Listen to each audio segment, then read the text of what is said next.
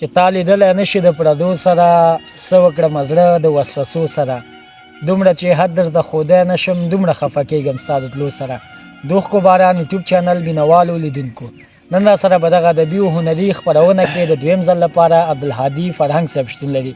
فرهنګ صاحب په خپرونه کې ښه راغلاست هرکلی درته وایم. ډیره مننه جناب اکمل صاحب، کور مو ودان چې بیا مو موږ یاد کړو. الله دې تاسو ته لوی عمر درکړي، دا ستاسو مهرباني ده او زه تاسو ته ډیر زیات په خیر راغلی وایم. ستاسو د یوټیوب چینل د اوښکو باران ټولو لیدونکو او مینوالو ته ډیره مننه. مننه فرهنګ صاحب. مخکې له دې چې شعرونو ته راشو دا راته ووایه چې ژوند څنګه تېرېږي، ژوند څنګه روان ده؟ ژوند خو ډیر ښه روان دی. هغه چارلي چپلین وایي که نه چې ژوند ډیر سخت دی، خو زه تر ژوند هم ډیر سخت یم.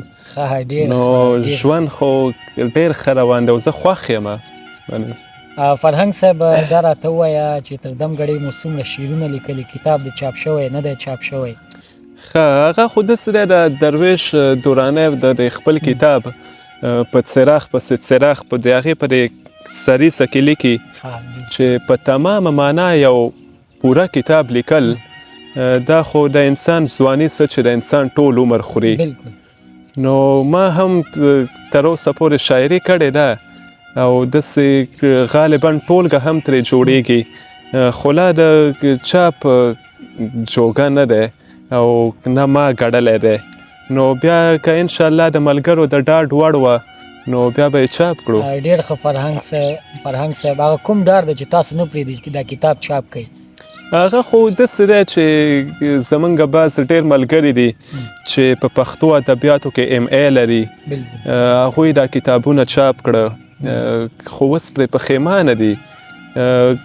زه به یوه یادونه وکړم، یو ځای ته موږ لاړو نو د کتاب مخکتنه وه، شاعر ملګری و. نو د هغه دا کتاب چې موږ وکتو نو په دې ټول کتاب کې موږ ته داسې یو بیت په نظر رانغی چې د هغې یوه وصفي او توصیفي خبره پرې وکړو.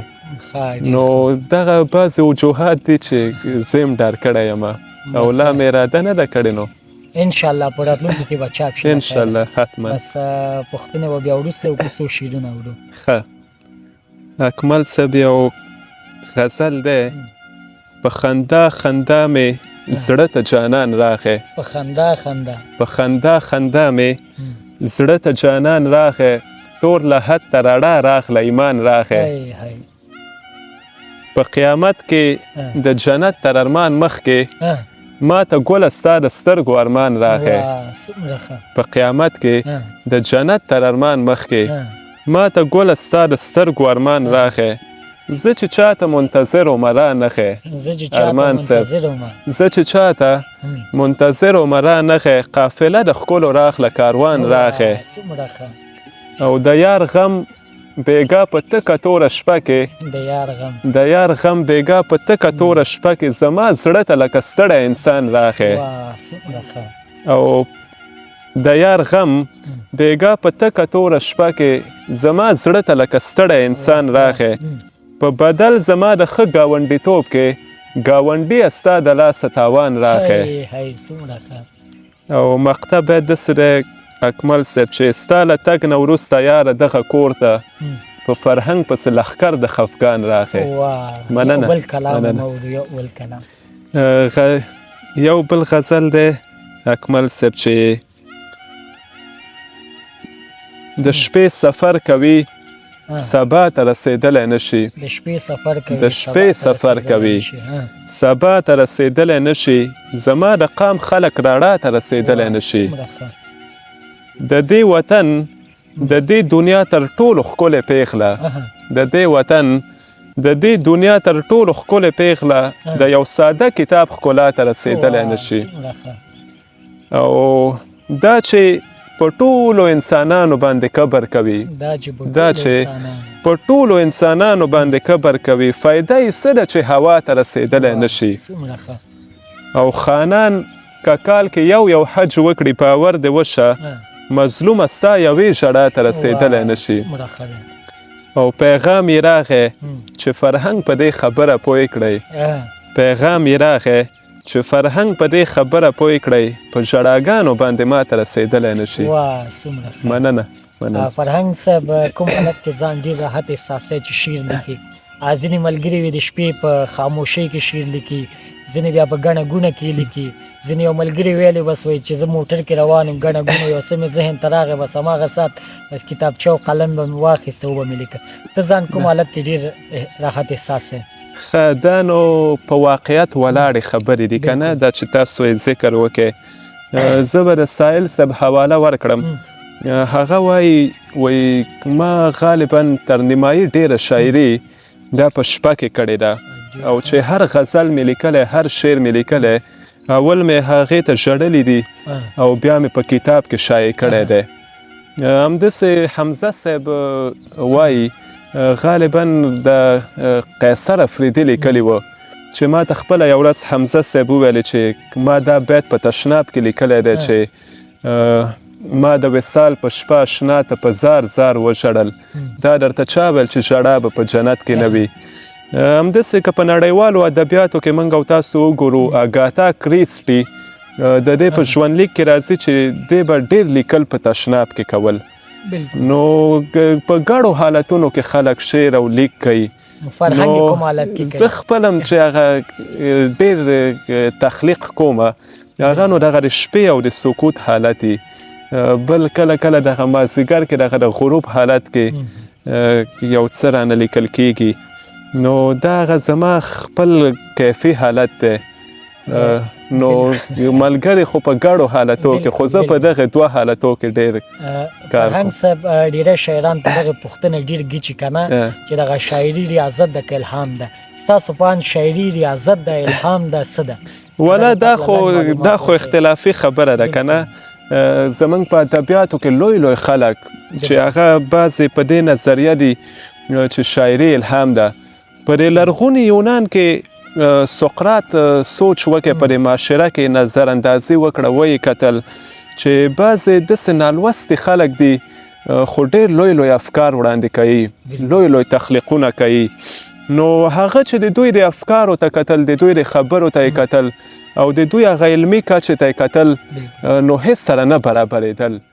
نو بیا په هغې وخت کې یوه خبره دا مشهوره شوه چې په دې اسمانونو کې د شعر یوه الهه ده، بیا به ورته چا زیوس ویلی، چا به ورته میوس ویلی، چې دا د هغوی شعرونه دي او د دغې خلکو د خولو نه یې وایي.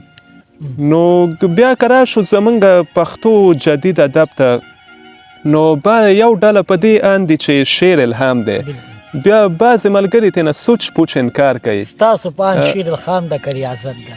ښه، نو زما په نظر چې دا دواړه حالته کېدی شي. ایوب صابر وایي چې د احمد کیفیت داسې وي صابره لکه خیژي په شاعر د یو نبي رنګ. همداشان پروفیسر رحمت الله درد صاحب وایي چې په چا غزل په چا کتاب نازل شي، څوک پیغمبر شي څوک شاعر شي درده. خو بیا که موږ او تاسو د لوی نقاد فیصل فاران تنقیدي فیصلې ولولو، هغه ترې سوچ انکار کوي چې نه شعر الهام نه دی او دا ریاضت دی. همداشان طاهر زلند په ادب او تجربه کې دا خبره کړې ده.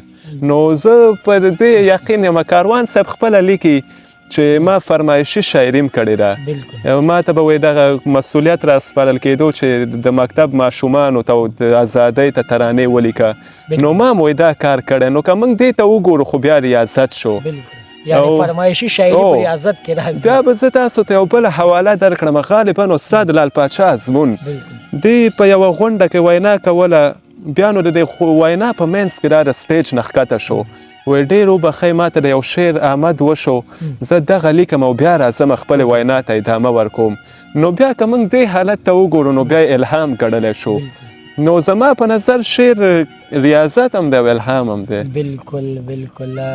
فرهنګ صاحب دا راته وایي چې د ښه شعر لیکلو لپاره کوم شیان ډېر اړین دي چې یو شاعر باید په ځان عملي کړي؟ هغه خو داسې دی چې د ښه شعر هغه بنیادي اصولو ته که موږ نظر کوو، هغه علم دی که نه. ایډین وایي چې شاعر باید په علم قدرت ولري، او همداسې میتوار نلډ وایي چې علم په انسان کې فکري سنجیدګي پیدا کوي، چې دا د بنیادي چې د ادب بنیادي څیز دی. نو د شعر ښه شعر د لیکلو لپاره لوی فکر او د علم ډېر زیات ضرورت دی. ښه ډېر ښه. فرهنګ صاحب دا راته ووایه چې د شاعرۍ ډېر مینهوال یې. والا که زه اوس د نوو ملګرو نومونه اخلم خو ټول ملګري دي بیا به یو و نیم خفه یي که نه. نو که په لویو شاعرانو کې ساحل صاحب دی، درویش درانی دی چې هغه زه ډېر زیات لولم، او کاروان صاحب دی، بس دغه خلک ډېر لولم. ډېر ښه. بیا به وایي چې خبرې دې راباندې ډېرې وکړو څو نور شعرونه اورو. ښه یو غزل دی اکمل صاحب: خرابه مې پتا پسې خانه ده ای لالیه. خرابه مې پتا پسې خانه ده. خرابه مې پتا پسې خانه ده ای لالیه، له کور مې جوړه کړې میخانه ده ای لالیه. ګریوان به زه دا ستا په سر له چا سره شلومه، په تا پسې خو ټوله زمانه ده ای لالیه. څومره ښه. زما د زړه زخمونو ګزک کړی دی سخا شوي، او ستا ورته خوشحاله خیلخانه ده ای لالیه. یو ځل بیا یې ووایه دا. زما د زړه زخمونو ګزک کړی دی سخا شوي، او ستا ورته خوشحاله خیلخانه ده ای لالیه. زه ستا د نه راتللو عذر سل ځله منمه، خو زړه وایي چې دا د بهانه ده ای لالیه. زه ستا د نه راتللو عذر سل ځله منمه، خو زړه وایي چې دا د بهانه ده ای لالیه. چې اوس به دې څوک دوه سترګو ته ګوري بس همدا، زما په ژوند کې لویه اندېښنه ده ای لالیه. دا تا چې ورته وکتل صاحب د دغه قبر، صاحب د دغه قبر، فرهنګ سره یې کړې یارانه ده ای لالیه. یو بل کلام اورو. ښه بل کلام داسې دی اکمل صاحب چې د جانان غمه را سره تر نیمې شپې ته یې، د جانان غمه را سره تر نیمې شپې ته یې، چې مې د سترګو نه خوبونه تختوې ته یې. چې په چا درون ښکارې هغه سړی په کاڼو ولې، چې په چا درون ښکارې هغه سړی په کاڼو ولې، چې ستا د شان مناسب نه دي ورپسې ته یې. او چې درون دا ستا په شان د مقبرې زه یم، چې درون دا ستا په شان د مقبرې زه یم، چې د حیثیت زما په شان د هدیرې ته یې. او زما په ټولو مینانو کې فرهنګه ته، زه ښه پوهېږم چې ډېر خاورې ایرې ته یې. مننه مننه. فرهنګ صاحب دا راته ووایه که د ژوند ریموټ دې په لاس کې وی، کومه صحنه دې تېروله، کوم یو دې سټاپ کوله او له کوم یو تېرېدې؟ ډېره عجبه پوښتنه ده. نو دا که زما په لاس کې و، ما دغه د پروس کال دغه شپې ورځې دا د خپل ژوند نه ایستلې. بلکل زه په هغې ژوندم پښیمانه وم چې ما کړی دی، یعنې تېرولی دي، او ما هغه شپې ورځې تېرې کړې. که نه زما په ژوند کې تر ټولو د سختې د درد او کرب شپې وې. کوم یو د سټاپ کوله؟ نو چې سټاپ کولې مې هغه د علماو سره د ناستو شیبې به وې. کوم یو دې بېرته ګرځوو؟ هغه نو بیا د صمیم صاحب سره د ناستې شیبې. ډېر ښه. فرهنګ صاحب دا راته ووایه چې د ژوند تر ټولو جالبه خاطره دې څه ده؟ جالبه او خوږه خاطره خو به دا وي چې غالبا 1999 کالو نو نرګس ګل مشاعره وه اطلاعات و کلتور ریاست کې. نو زه په ړومبي ځل صمیم صاحب سره مخ شوم، او هغې په غېږ کې ونیولم، ډېرې ښکل کړم، ما ته یې ډېره مینه راکړه. نو هغه شیبه زما د یاده نه وځي. ښه ډېر ښه. فرهنګ صاحب دا راته وایي چې د ژوند تر ټولو بده خاطره دي. ښه هغه خو ګڼې شپې ورځې وې. نو ما یادونه وکړه چې د تېر 2023 کال دغه شپې ورځې وې چې دا زما د ژوند تر ټولو بدې شپې وې. بس ډېره زیاته مننه. وروستی کلام اورو، له هغه وروسته خپرونه رانغاړو. ښه شعر داسې دی اکمل صاحب چې په دې دنیا کې څوک د ده غوندې ځواني نه لري، په دې دنیا کې څوک د ده غوندې ځواني نه لري، زما جانان دی دومره ښکلی چې ثاني نه لري. او څوک چې د ځان مشابه ګورم نو په زړه کې وایم، ګورم نو په زړه کې وایم، دا اوسېدونکی دی د قبر زندګي نه لري. او د مینانو قافلې سره سفر کومه، په داسې شپه کې یو روان چې سبایي نه لري. د مینانو قافلې سره سفر کومه، په داسې شپه کې یو روان چې سبایي نه لري. د یار دیدن ته هر وخت دومره ملنګان ولاړ وي، چې دغه کور او دغه خلک جدایي نه لري. دغه باید خو یو زر ځلې د یار دیدن ته هر وخت دومره ملنګان ولاړ وي چې دغه کور او دغه خلک جدایي نه لري. او فرهنګ ته ځکه په خپل کلي کې څوک ښه نه وایي چې عشوقي پکې کوي او دښمني نه لري. مننه ډېره زیاته مننه فرهنګ صاحب، کور دې ودان چې زموږ بلنه دې ومنله. مینوالو دا د اوښکو باران یوټیوب چینل ادبي او هنري خپرونه. تر بیا چې زه فضل هادي اکمل ستاسو په درانه چوپړ کې حاضرېږم، په لوی او بخښونکي ادب مو سپارم. هر چیرې چې یاست خوشحاله او کامیابه اوسئ.